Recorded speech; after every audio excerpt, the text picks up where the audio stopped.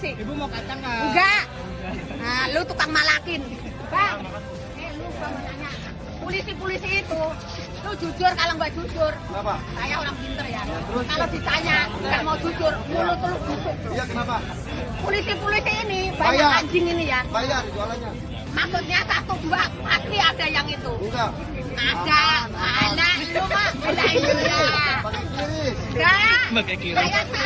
Saya tahu orang-orang ini pada minta. Ada tahu ini. Ada tahu. Bang minta ya bang. Tapi Pakai lu di kiri. sini bang Kiri, gratis. enggak pakai kiri. Tahu saya bohong. Oh, Kalau sedunia liatin ini. Tahu. Ini orang bohong besok Bener, besok. bahasa demi Allah. Lu kalau nggak bosok. Iya, nih ada kiranya. Ya. Bayar. Paranormal tahu. Iya, lu. normal. Ini lagi normal. Jangan bohong sama Ubur-ubur saya. kan nele, ada baron nih.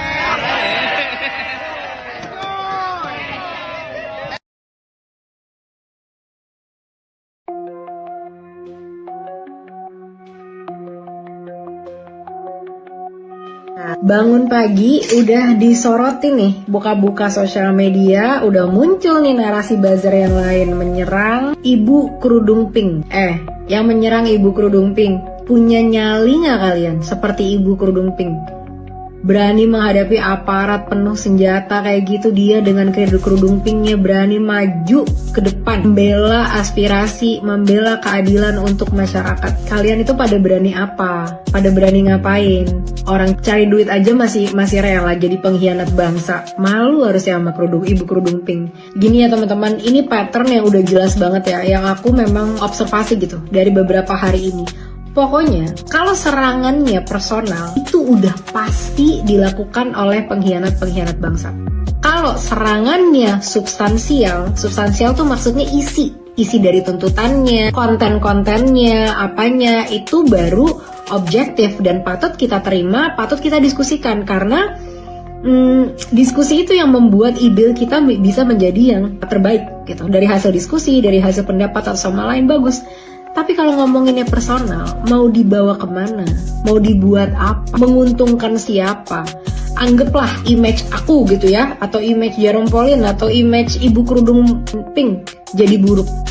Terus kontribusinya terhadap masyarakat Indonesia apa? Nggak ada kan? Nah, tapi kalau substansi yang diomongin isi, nah iya itu mungkin bisa berkontribusi bikin ide kita makin lebih bagus. Ini ya, budaya gosip di Indonesia itu berkontribusi membuat kita sampai sejauh ini. Kenapa? Karena kita sibuk ngurusin personal pribadi orang lain yang gak ada hubungannya sama kita, yang kalau kita omongin sampai mulut kita berbusa pun, itu gak akan mengubah hidup kita. Jadi kita cuma ngabisin waktu ngomongin orang, tapi gak mengubah apa-apa. Jadi akhirnya apa? Kita gak bisa fokus sama ketidakadilan, sama penjajahan, sama kejahatan yang sedang berlangsung di masyarakat sekarang. Hentikan budaya gosip ini ya. Siapapun yang menyerang secara personal dan tidak fokus terhadap substansi dan malah fokus kepada personal yang orang-orang yang sedang bersuara, maka merekalah yang sebenarnya adalah pengkhianat bangsa. Halo, assalamualaikum warahmatullahi wabarakatuh. Salam sehat, salam santuy, salam sejahtera untuk kita semua. Oke teman-teman, sesosok salsa yang menjadi isu perbincangan di masyarakat. Netizen memberikan pandangan bahwa ketika sesosok salsa ini muncul ke media, menuangkan aspirasi rakyat, menyampaikan sambung lidah untuk mengkritik suatu kebijakan pemerintah, malah menjadi sebuah keblunderan untuk salsa ya teman. Salsa Erwina Huta Galung memiliki sebuah kritikan atau aspirasi yang mana aspirasi ini didengar melalui media yang mana media ini berkolaborasi ya dengan melihat suasana minggu kemarin yang ramai-ramai demo sampai ada ya ibu kerudung pink ya menjadi acuan bagaimana ketika sikap atau aksi demonstrasi yang sangat di luar pengetahuan kita dan bersikap tidak beretika dan tidak bermoral ketika menyampaikan aksi demo dengan ucapan yang tidak pantas kepada Pak Presiden, yaitu Pak Presiden Pak Prabowo. Dan saya di sini menggarisbawahi juga bahwa ketika berdemo untuk menyampaikan aspirasi sah-sah saja. Ketika aspirasi ini diucapkan atau diutarakan dengan bahasa-bahasa yang baik, ya teman-teman. Jangan sampai demo kita ini, demonstrasi kita ini disampaikan dengan kalimat-kalimat yang tidak baik, ya. Karena melanggar konstitusi, melanggar undang-undang, berkemanusiaan yang adil dan beradab. Beradab kita menyampaikan suatu aspirasi untuk pemerintahan, itu adalah suatu kewajiban kita selaku masyarakat atau rakyat Indonesia mengedepankan kedaulatan, ya teman-teman. Dan seperti apa untuk videonya, kita simak saja. Ini dia videonya, jangan di skip ya teman-teman. Ini dia videonya, silahkan.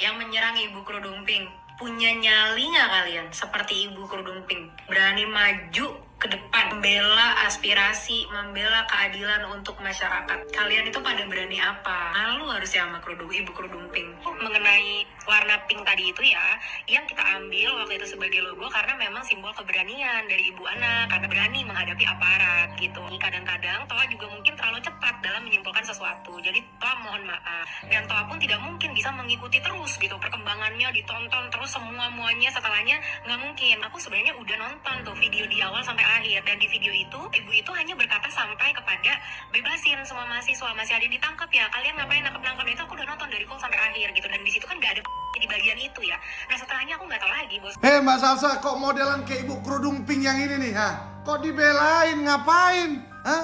Mbak Salsa pas lagi bikin videonya kurang tidur, lagi ngantuk apa gimana, kok nggak fokus? Makanya riset dulu, perbanyak data fakta, baru bikin video supaya nggak malu-maluin kayak gini. Mbak Salsa kan bilang kan, yang ngomongin Ibu Kerudung Pink, kalian punya nyali nggak sebesar Ibu Kerudung Pink? Kalau soal nyali aja hewan lebih punya nyali bu, ya. Tapi tidak punya adab. Nah itu karena hewan. Kalau kita manusia diberikan apa? Hati, pikiran, otak yang pintar sama Tuhan, ya kan? Harus lebih punya adab ketimbang hewan.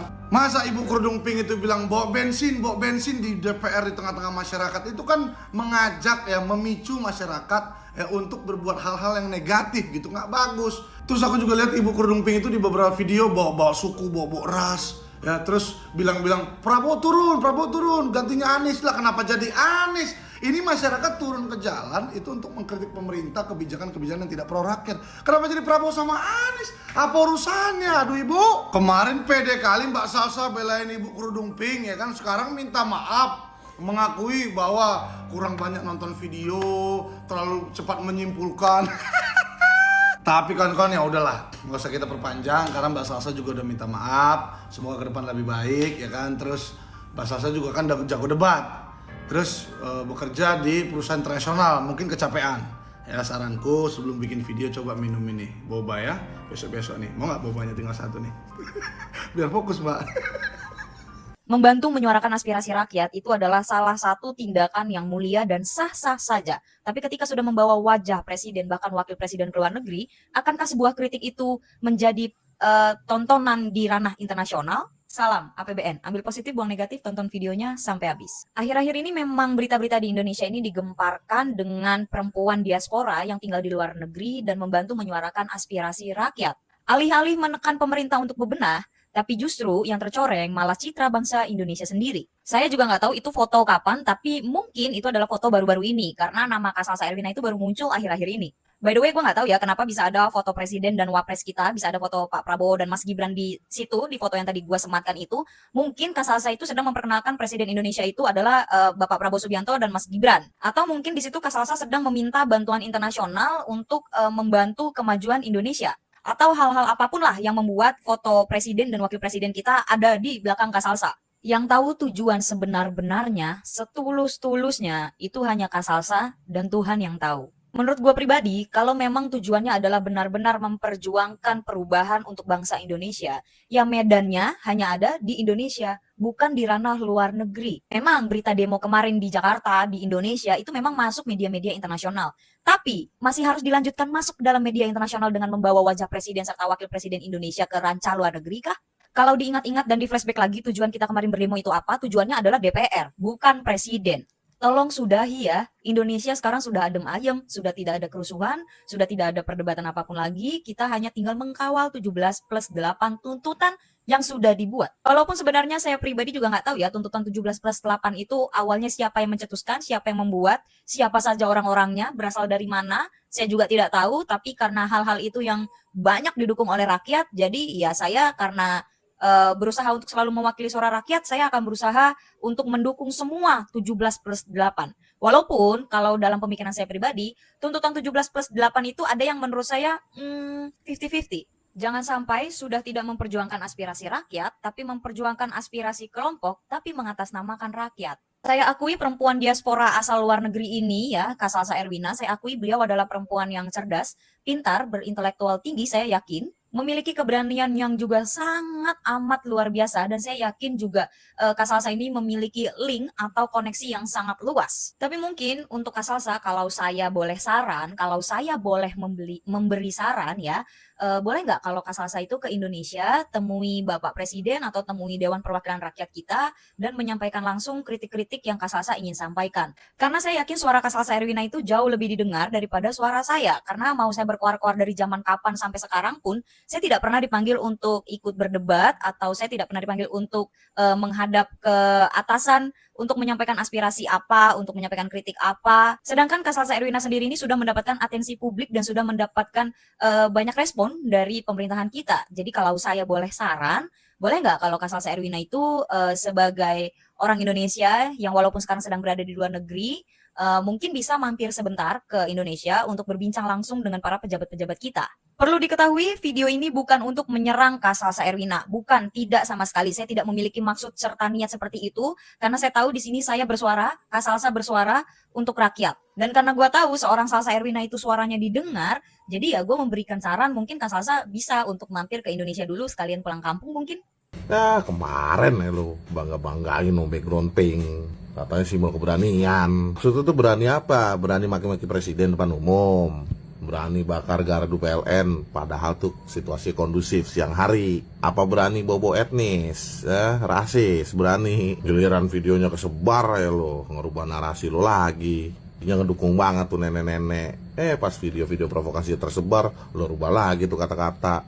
Bukan nenek-neneknya katanya, cuma keberaniannya. Ih, berani apaan? Makanya jangan FOMO, lo pelajarin dulu esensinya apa, ya kan? Kalau yang hijau kan mewakilkan berkabungnya ojol, ya kan? Itu mah nggak masalah, gue setuju banget.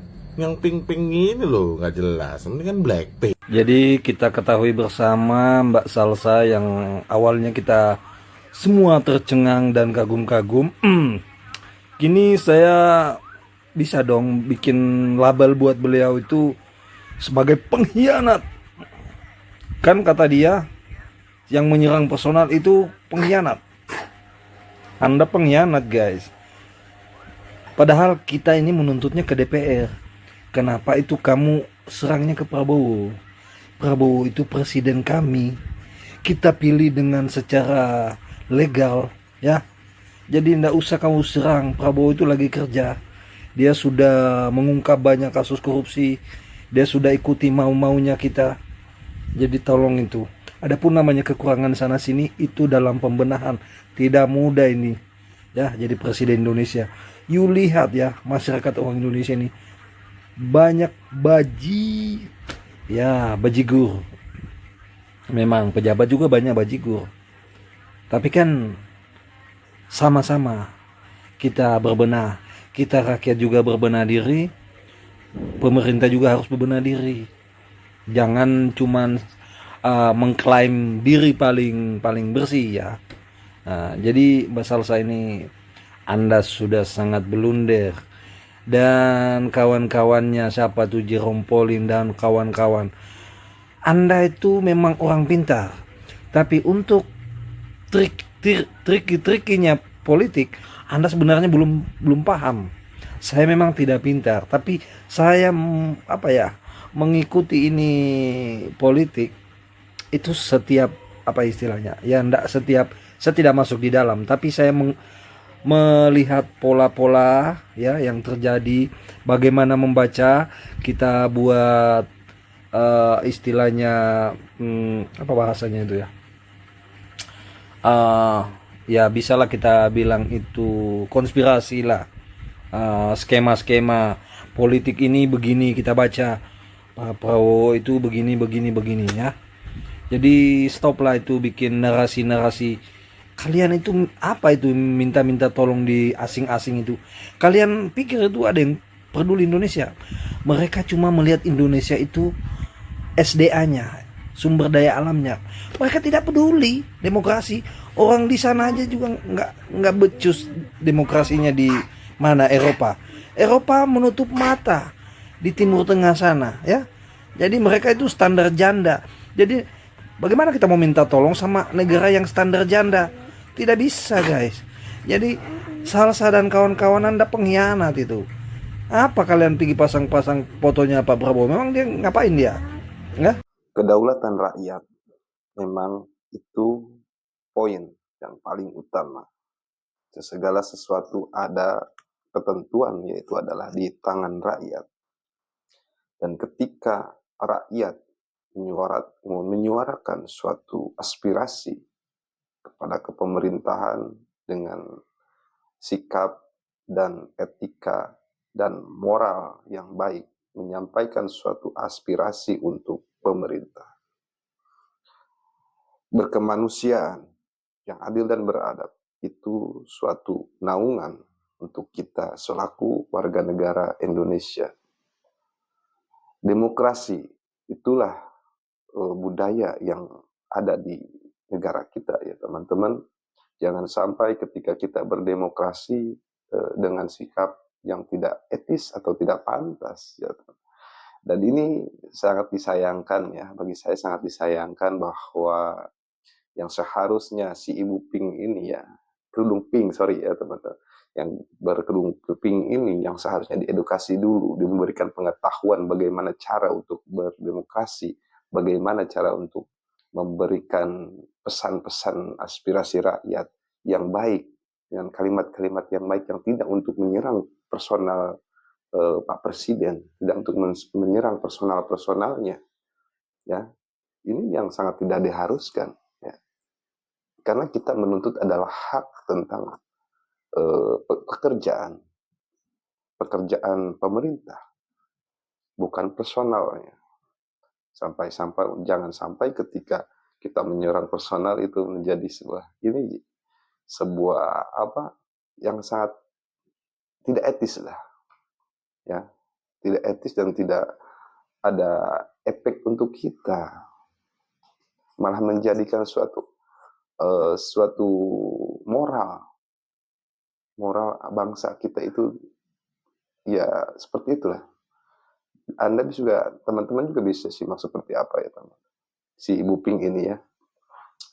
Anda semua bisa menilai bahwa ketika hal ini terlihat oleh media, terlihat oleh kita, sesuatu yang mungkin demonstrasi yang sangat tidak layak untuk diutarakan. Apalagi ketika ucapan ini diutarakan untuk ke personal, yaitu Presiden, ke Pak Prabowo ya. Ya, kalau untuk kritikan-kritikan kinerja kepemerintahan, kinerja DPR, ya itu hal yang menurut saya hal yang sah. Inilah kita demokrasi ya teman-teman. Jangan sampai demokrasi kita menjadikan huru-hara, ya, huru-hara dan menimbulkan banyak korban yang tidak tidak diharapkan. Ya oke, teman-teman, itu saja mungkin hal-hal yang bisa saya sampaikan untuk Anda semua. Silahkan Anda simak dan silahkan Anda untuk berkomentar yang mau berkomentar mengenai terjadinya fenomena ini. Silahkan berkomentar di kolom komentar. Itu saja mungkin dari saya. Hadanallah wa iyyakum ajmain. Wallahu muwaffiq ila muthorikin. Wassalamualaikum warahmatullahi wabarakatuh. Salam cinta damai untuk NKRI ku tercinta.